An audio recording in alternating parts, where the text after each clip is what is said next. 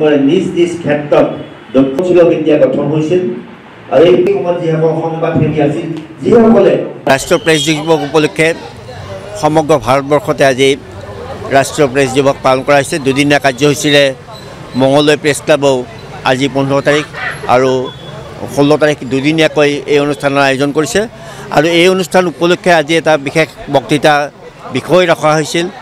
এই বিষয়টো সৰ্বভাৰতীয় ভিত্তিত এই বিষয়টো ৰখা হৈছিল আৰু সেই বিষয়টোৰ ওপৰত বিশেষভাৱে বক্তব্য প্ৰদান কৰিবলৈ মোক আমন্ত্ৰণ জনাইছিল।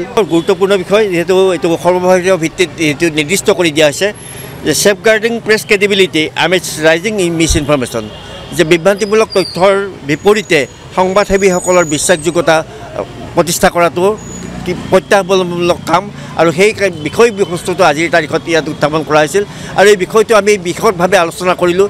বিশদভাৱে আলোচনা কৰোঁতে আলোচনাটো গৈ শেষত আত্মসমালোচনালৈ ৰূপান্তৰিত হ'ল। মই ভাবোঁ আজিৰ যিটো অনুষ্ঠান এইটো এটি অত্যন্ত মৰ্মস্পৰ্শীয় অনুষ্ঠান এইকাৰণেই হৈছে যে ইয়াত আমি আলোচনা কৰাৰ লগতে আমি নিজকে আলোচনা কৰিবলৈ, নিজক সমালোচনা কৰিবলৈও আমি সক্ষম হ'লোঁ।